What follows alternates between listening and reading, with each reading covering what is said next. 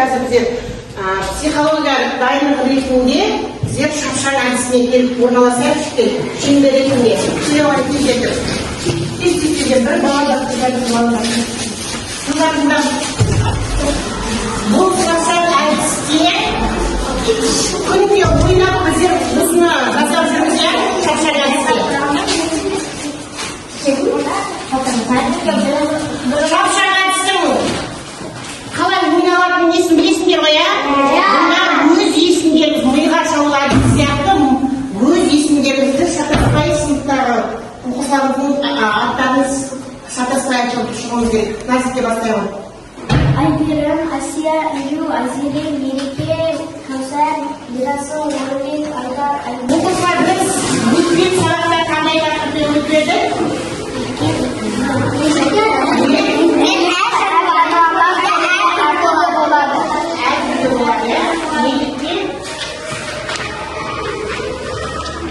Енді сол үшін сіздерге өткен сабақты пысықтау мақсатында жұмбағының жұмбағы ретінде осы берген жұмбағын шешсеңдер өткен сабақты пысықтап өздеріңіздің бағаларыңызды алып тұрасыздар. Дайынсыңдар ма? Енді бірінші сұраққа қараңдар, бірінші сұраққа. Әр балалардың қолөнерінің әртүрлі болуының себебі неге ойлайсыңдар? Жануарларды бір жесін заты олды тауысқа сосын әртүрлі жаман жануарларды жақсылар шөппен қоректенеді. Неге? Себебі неге ойлайсыңдар? Қоректен әртүрлі болуының алай? Жануарлар бір затты жей берсе, заттары бітіп болады, әртүрлі заттар жейде болады. Ал кім болды? Жануарлар бір азықты жейдерсе таусып қалуы мүмкін. Сондықтан әртүрлі азықтарды жеу керек. Сосын осы сұраққа жауап қайтарғаннан өздеріңіздің бағаларыңызды жасап отырады. Екінші сұрақ. Жануарларды қоректенуіне қарай қандай топтарға бөлуге болады? Кім айтады? Қандай? Кім айтады? Басқа.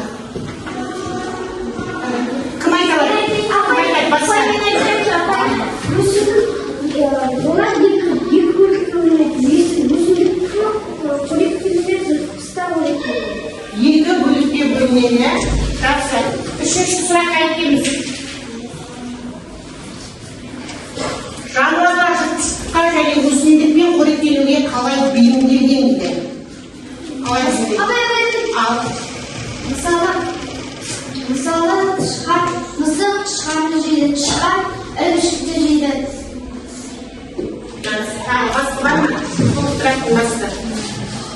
Қарапауынша жануарлар жыртқышқа және өсімдікпен қоректенуге қалай бейімделген дейді? Олардың сәбізді қоян дейді, түлкі жейді, түлкіні олардың табиғаты солай. Бір неге бейімделген қалады? Мысалы, өсімдік қоректенеді, өсімдікпен қоректенеді. Ал жыртқыштар? Жақсы. Келесі сұрақ. Өсімдік қоректілер мен жыртқыштардың арасында қандай байланыс бар дейді? Және кім айтады? Қандай байланыс бар? Кім айта алады? Екеуінің арасында қандай байланыс бар дейді? Жыртқыштар ол аңдарды жейді, аңдар шөптерді жейді, сондықтан екеуі де айырмашылығы бірдей болады екен, жыртқыштар мен өсімдік қоректілердің. Жақсы оқушылар, онда өздеріңіздің бағаларыңызды кім тапсырманы орындайды, солар жылжытып отыра бересіңдер. Жарай ма? Екі. Мына суретке қарайсыз оқушылар. Қазір мына суретке қарайсыз. Қарайсыз. Енді мына жерде сиыр неден қоректенеді деп жатыр? Қоректенеді. Қоян сәбізбен. Иә. Енді қоян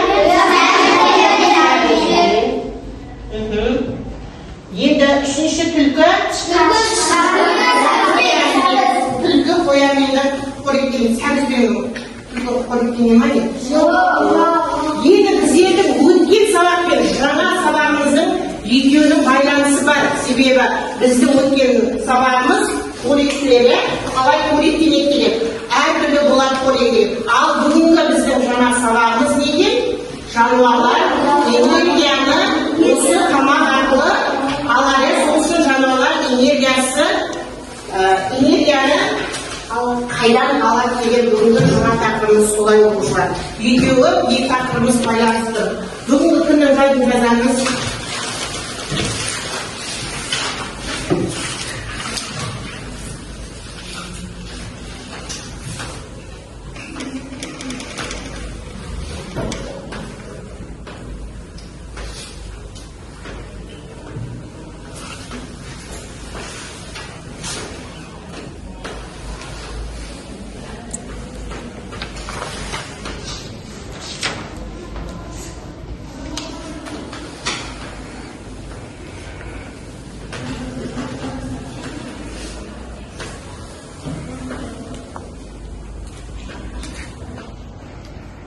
Жазылықта бәріміз. Бір жерде сұрақ беріп салып шығар.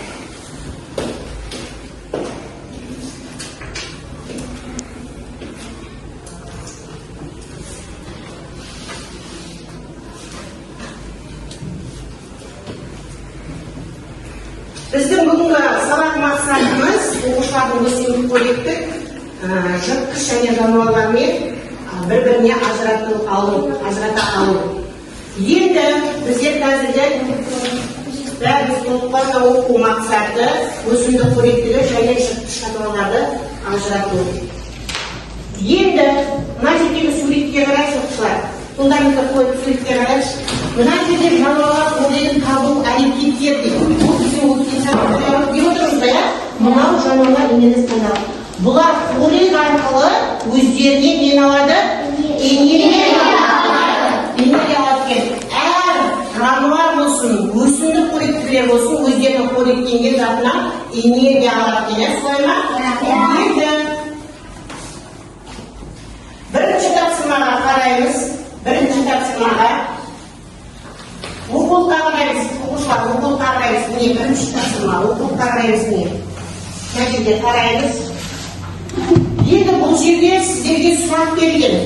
Табиғаттағы энергияның таралуы деген. Енді қарап отырып, сендер сұрақтарға жауап беруіңізге болады. Өз ойларыңызды айтуыңызға болады. Оны дұрыстап ала береміз.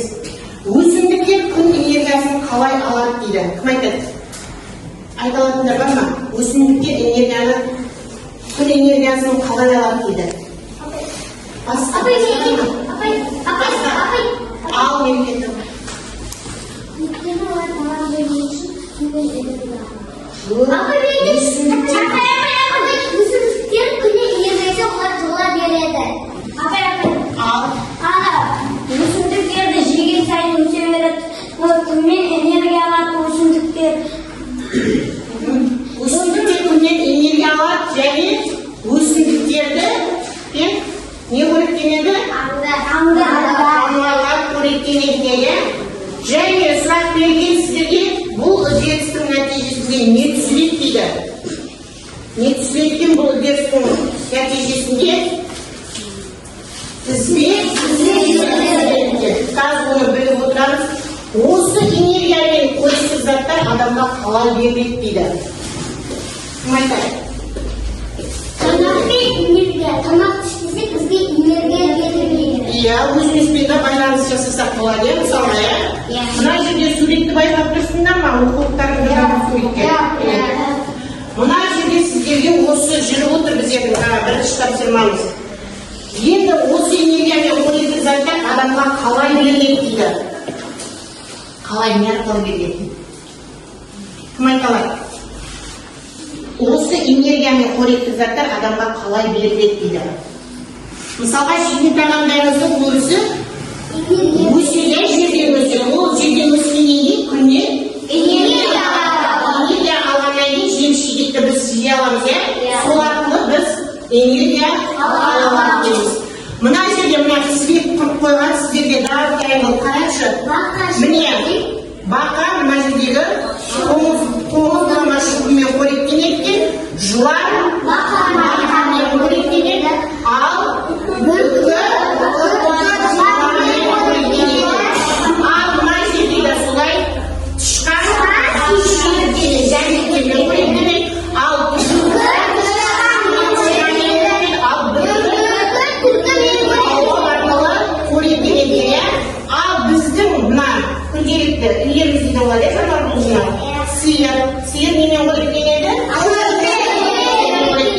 Al biz suda ne alamız? Bu suda yiyecekleri ne faydalı? Biz suda su arqılı ne alamız? Energiya alamız. Жақсы.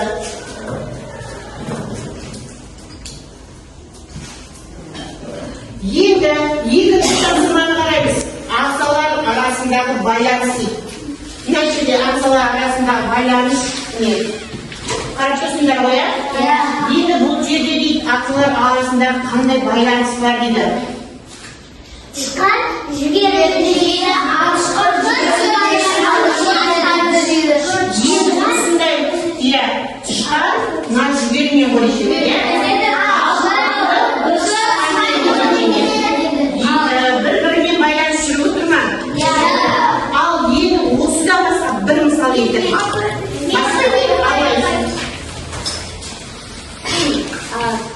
Ана қоян сәбізбен ал, үкі ал, түлкі қоянмен. Аспа, жоқ, бір мысал келтір. Қоянның наң орнына қойды, иә? Енді сәбіздің наң орнына қойды. Наң орнына байланыс бар емес пе?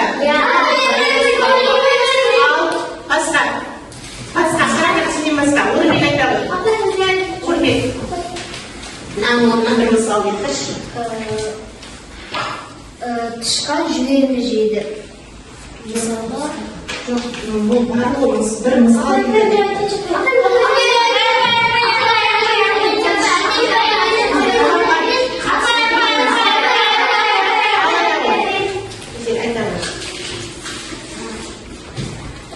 Кесірткен аңыз, жылан дейді, жыланды бүркітеді. Дұрыс па? Иә. Жақсы. Енді оқушылар. Қазір біз оқулықпен жұмыс жасаймыз, оқушылар. Оқулыққа қараймыз. Қазір мына жерде оқулықта бергенде оқулықтарымызға қараймыз. Бар ма осылар ұнайтын? Кез келген тірі ағзаның тіршілік ету үшін энергия қажет дейді. Оларды біліп жатырмыз, жануарларды, кейбір өсімдікті, кейбірі басқа жануарларды қоректу арқылы энергия алады екен. Енді бұл үрдіс қалай жүреді дейді? Өсімдіктер күн энергиясынан пайдаланып, фотосинтез арқылы қоректік зат өндіреді дейді. Жаңағыдай көрінген ма? Мысалға өсімдік өсу үшін ол күннен энергия алады да, өсімдікті біз олар жануарлар қорек етеді, жануарлардың энергиясы одан алып берген. Енді ал бұл өсімдіктер мен жыртқыштар қоректеген, сонда мынандай қоректік тізбек пайда болады дейді. Міне мына жерде көрсетіп қойған өсімдік қоректілер жыртқыштар дейді. Ал қоректік тізбек қысқа болу үшін мысалы шөп, қоян, қасқыр. Ол ұзын болуда мүмкін, мысалы қарағай, қаратүйе, қарқыз, өрмекші, түрмек, көкес, қарсыға. Енді бұл жерде сен өз ойыңнан не қоса алар едің дейді. Не қоса алар едің дейді. Өз ойларыңыздан. Сәлеке, кім айтады, өз ойларыңыздан. Мысалға, міне, өз ойларыңыздан айтып тұрмыз ғой, мысалға, бір біздер де жаңағы немен өзіміздің қоректі етпен қоректенеміз, ет жейміз, содан біз не істейміз? Энергия аламыз. Ет жемей ештеңе тамақтамай тұрса, өсімдіктер бәрі бір-біріне байланыс жасап тұр екен бұл жерде. Енді осы жерде тізбекте жіберекші нүкте арқылы оқи ғой. Иә. Кез келген тірі ағзаны тіршілік ету үшін энергия қажет. Қазір әшін оқыта береді, ақырын оқи қойшы. Нүкте арқылы қарап отыр бәрі. Жануарлардың кейбір өсімдіктері кейбір басқа жануарлардан қорек ету арқылы энергия алады. Атап не оқи ғой. Бұл үдеріс қалай жүреді? Қазір Өсімдіктер күн энергиясын пайдаланып фотосинтез арқылы қоректік зат өндіреді. Осы өмірді өсімдіктер жейді.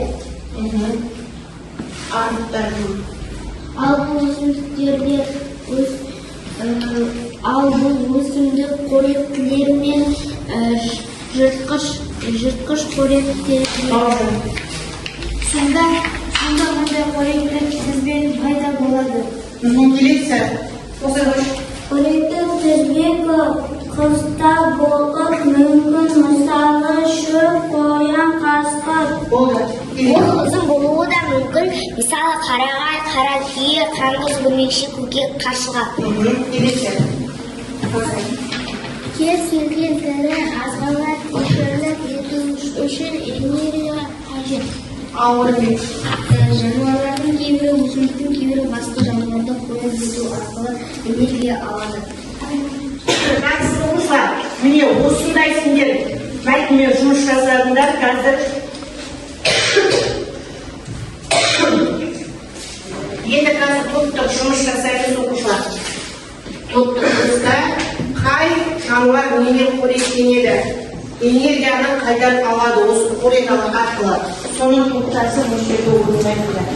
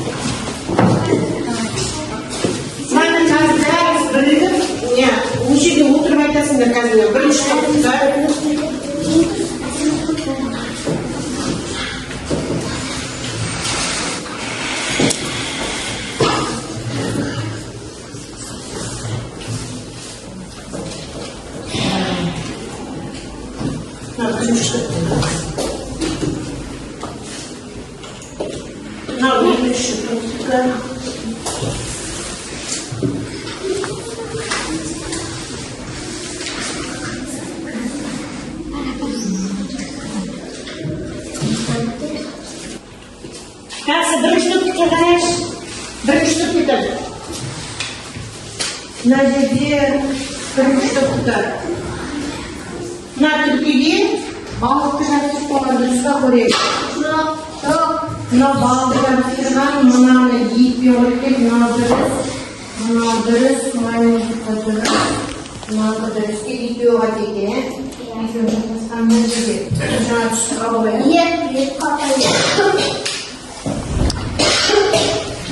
Мына қасқыр менен қоректенеді. Екінші топ.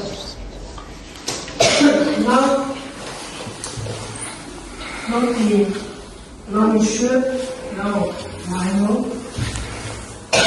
мынау сәбіз, мынау балыққа. Балық немен қоректенеді? Балықпен. Мынау түлкі балықпен қоректенеді. Мына жерде маймыл. Бананмен, мынау дұрыс. Мынау болып тұр ғой. Ауыстырып салғанда жерде, екеуі. Негізі дұрыс орындаған сияқты жаңа түсіп кетіп кішкене не болды. Жақсы көрінген ма? Енді бірінші топ осы бойынша сөйлейсіңдер, тез жылдан сайын. Сол жерде сөйлейміз, басқа. Қарақатықты басқа. Кім қалға сөйлейді? Қалға сөйлейді. Қасқыр еттен қоректенеді. Жоқ, бір жануарды алады, соны қайсыз? Қасқыр еттен. Ал содан қалай энергия алып тұр?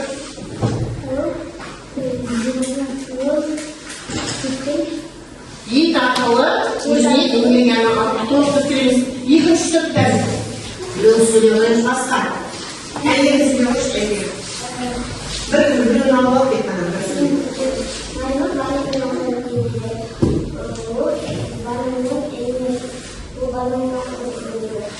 жоқ, үлкен ойын қорекенің бәрін сөйлеуіне немене қореккен. Енді сол орек арқылы орегі неден энергия алып тұр? Банан неден энергия алып тұр? Күннен энергия алып тұр. Үшінші топтарға. Тышқан жемшіктен қоректенеді.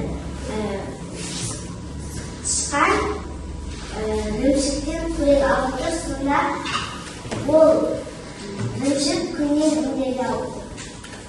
Ірімшік қалай күннен энергия алады ма? Қалай? Ірімшік неден жасалады? Сүтпен жасалады. Сүтті қайдан аламыз?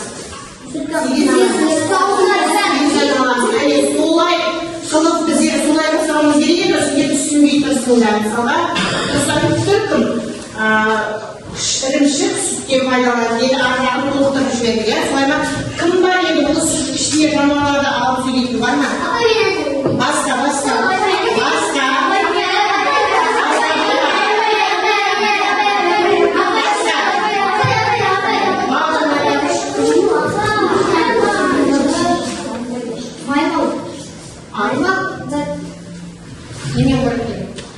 Маймақ зат бананмен қоректенеді.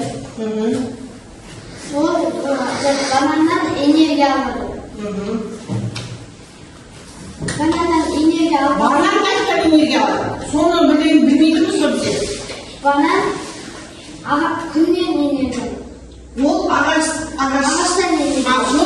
Банан ағаштан өсек, ағаш деп жалғасып кетейік. Ағаш күннен энергия арқылы өсіп, өзінің энергиясын жемістеріне береді екен, солай ма?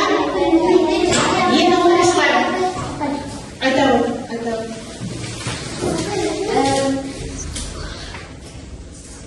Қоян сәбізбен қоректенеді. Өздеріңіздің бағаларыңызды көріп тұр. Қоян сәбізден қоректенеді. Ол қоян сәбізден энергия алады. Сәбіз күннен энергия алады. Ол сәбізбен өседі. Егінегі күннен Жерден өседі, жерде.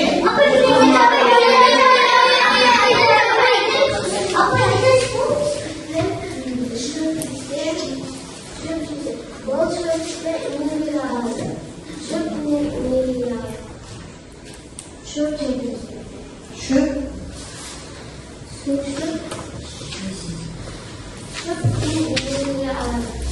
жерде өседі.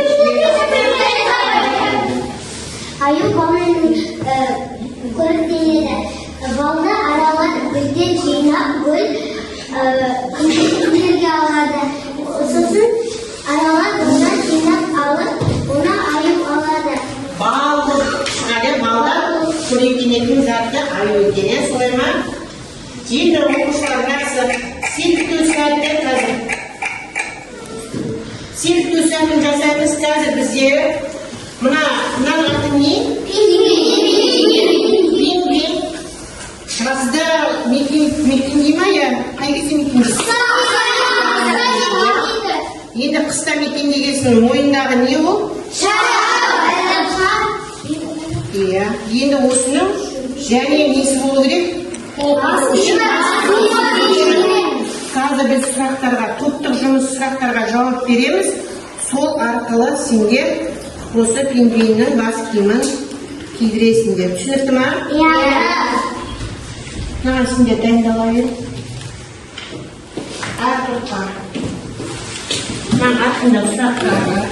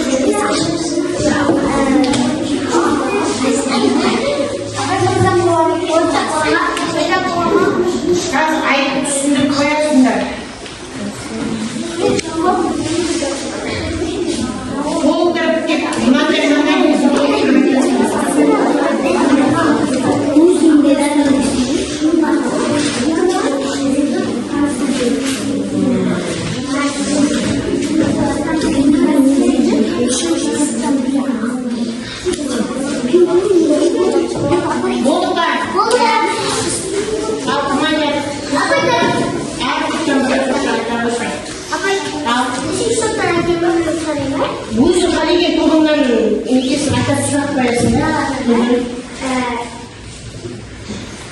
Екінші топтамайды оқып. Нәзір. Ал. Сұрақ оқып. Осы жеген заттарымызды энергияны қайдан алады? Осы жеген тағамдарымыз дейді, энергияны қайдан алады? Энергияны кімнен алады? Сосын бола ма? Барлық және топтайтындар ма? Бізде тамақ жеген кезде энергия аламыз. Тамақ жемесек энергия ала алмай қаламыз. Ал қазір тегістік көріңіз.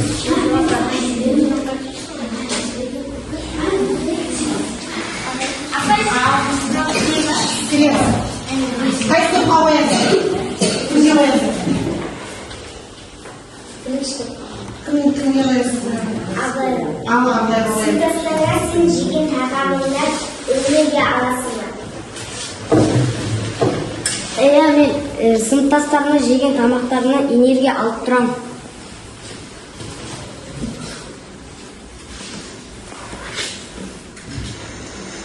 Сен сыныптастарыңа деген сөз айтпай ғой, сен сен жеген тамағыңнан энергия аласың да дейді. Қалай аласың? өйткені мен ол тамақтар Қандай тамақтар көбіне жейсің? бешбармақ, сорпа, манты, Содан сен сол арқылы энергия аламын соларды.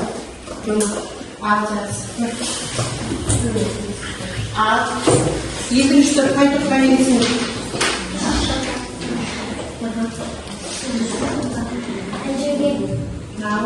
Сен қандай тағамдар жейсің? Мен манты, бешбармақ,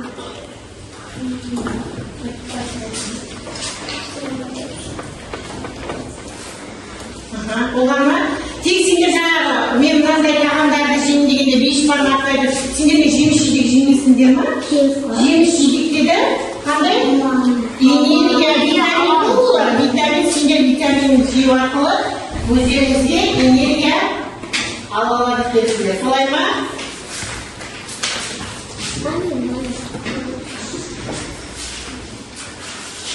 Жақсы.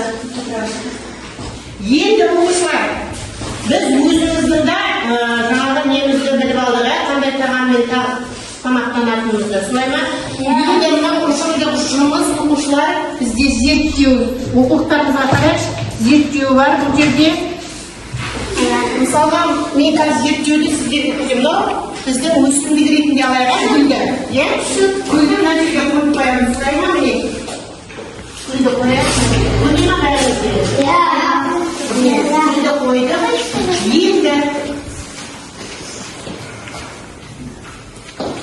Енді гүлмен не қоректенеді? Сіздерге сұлтан бердім. Міне құрт арқылы өсімдік билады, мына жапырақтары құрт арқылы қорегін алады екен. Одан кейін шымшық па? Немен құртпен қоректенеді екен, солай ма? Құртты жейді. Енді Жылан жейді. Жыланды бүркіт жейді. мынау жылан. Мынаны қазір жыланды, мынау тірі жылан, себебі оны ашайын десем қазір енді ол мүмкін емес та ашу. Сол үшін міне жылан деген. Көрдіңдер ма? Көрдіңдер ма міне? Жыландар. Бұл жылан не ұстайды екен? Шымшықтарды ұстайды екен. Одан кейін бүркіт жыланмен қоректенеді екен міне оқушылар. Біздің бүгінгі зерттеу сабағымызда осы үдеріс арқылы жүріп отырады екен міне. Мысалға жаңа біздер үйрендік қой енді. Мысалға мынау өсімдікпен құрт қоректенеді. Ал мына шымшық құртпен қоректенеді. Ал жылан шымшықпен қоректенеді. Ал оқушылар. Бұны біліп алып қояды оқушылар. Егер жұптық жұмыс жүреді, оқулықтарымызға қараймыз, бәріміз жұп-жұмымен ойласып жасайсыңдар. Бұл жұптық жұмыстар екі жануардың бірін таңдайды оқушылар. Бірін таңдайды.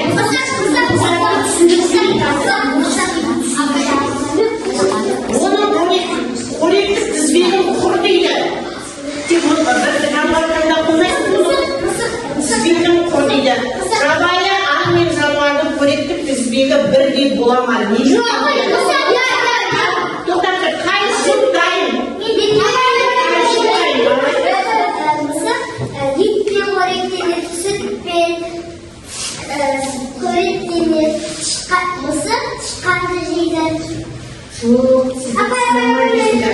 Тізбек көрдеп тұр, ал айтамыз.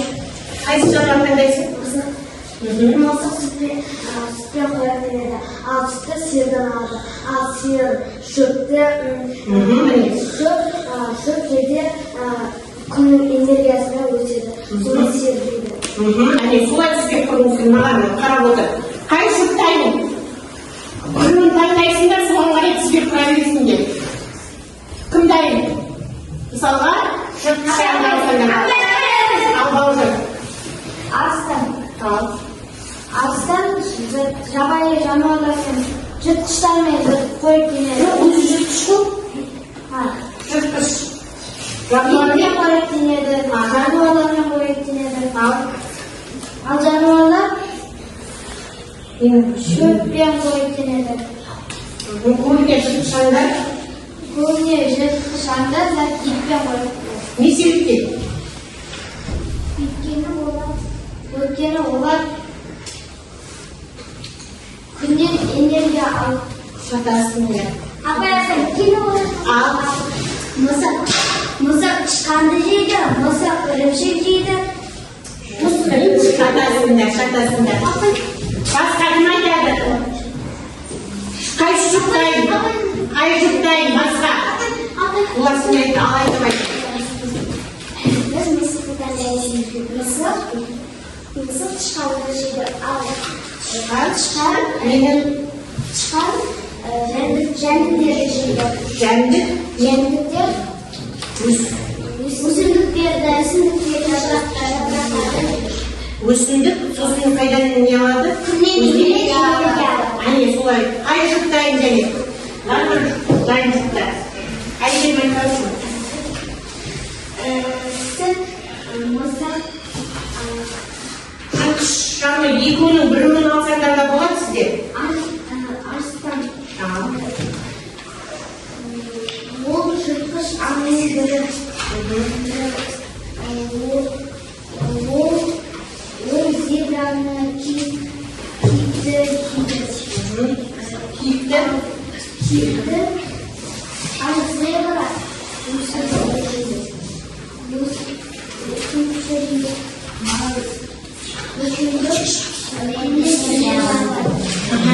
Жақсы, оқушылар нәтижеде сіздердің әлі де түсінбеген жерлеріңіз бар еді. Екеуін таңдап тұрып, біреуін ғана таңдайсың, екеуін қарап отырып, біреуін таңдайсың. Мысалы, мына жыртқышаң, жыртқышаң. Ал мынау кәдімгі біздің жануарларымыз, үйде қолданамыз. Енді сол арқылы тізбек құрастырып айту керек болып тұр ол жерде. Кім еді жаңағы? Інжу ма? Інжу кішкене дұрыс. Әсия дұрыс айтты бұл жерге. Енді қазір ойлан деген тапсырма бар. Жер бетіндегі қоректік заттар неліктен таусылмайды. Біз осы сабақ басталғалы айтып келеміз. Енді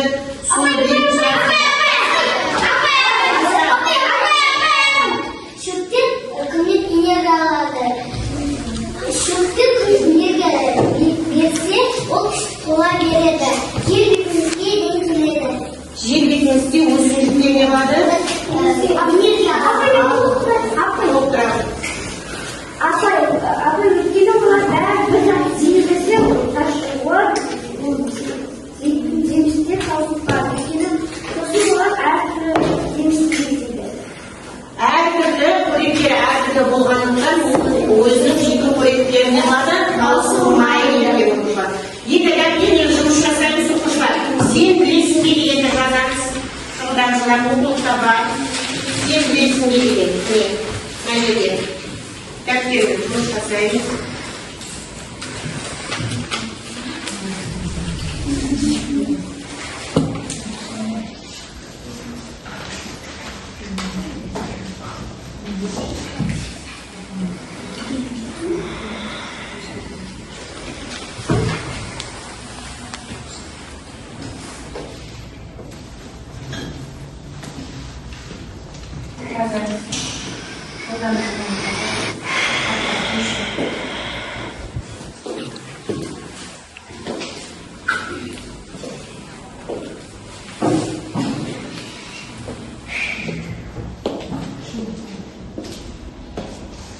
Кейстер жылдан жасай отырар.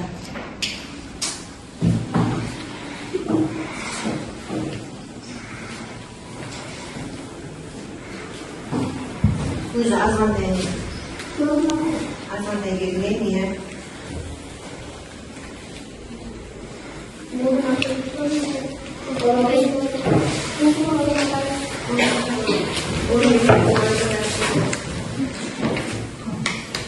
Енді ең соңында есте сақта деген бар. Қазір бере береміз. Қазір мына жерге есте сақта оқулықтарымызға қарайықшы. Күн энергияның таралу үдерісі дейді. Ең басында айтқан күн энергиясы өсімдікке қарай беріледі. Одан кейін өсімдіктерді өсімдік қоректеледі. Ал өсімдік қоректелермен жыртқыштар қоректеледі. Жас оқушыға енді біздер сабақты қорытындылай отырып, біздер қалыптастырушы бағалау аламыз. Соған өздеріңізді мына жерге қандай тапсырма беріп тұр, мына жерге. Кім оқиды?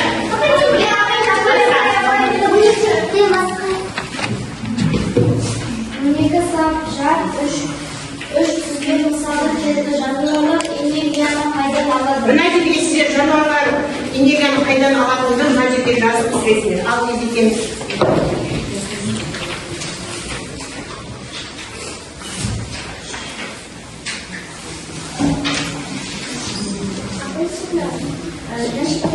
Iya, soalnya ingin mau malah ingin masuk.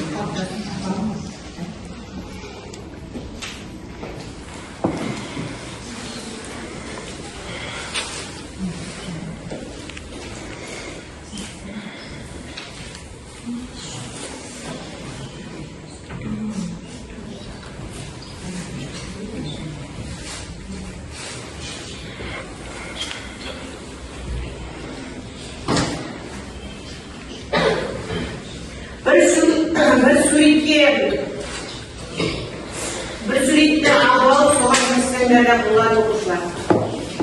Барлығы ұқсас тапсырмалар бір-біріне, ұқсас тапсырмалар бәріне.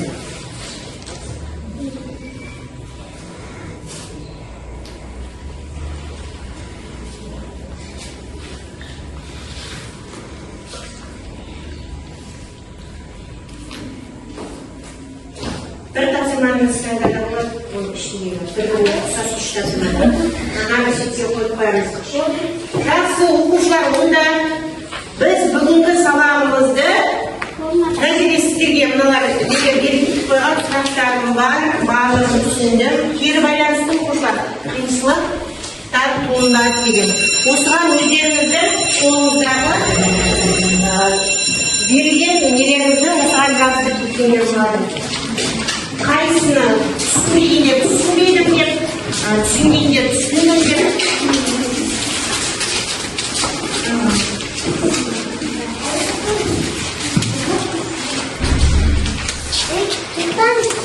Бір-бірден жастарың. Апа жастар. Бәрі сымай тұр осыдан ғой. Бәрі түсініп кеттіңдер бе, бәрі сағат. Раз маған беремін, мен өзім жазып берген.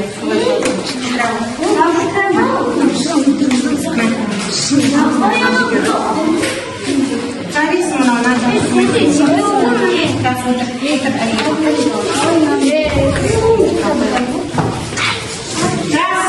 жақсы қолдарыңызды қойып, тапсырманы осы мәтінді жануарлар энергиясы қайдан алады деген мәтінді өздеріңіз оқып, мазмұндап билетіңдер, жарай ма? Жақсы оқушылар, онда қоңырау ашқан еді. Қоңырау ашқан еді.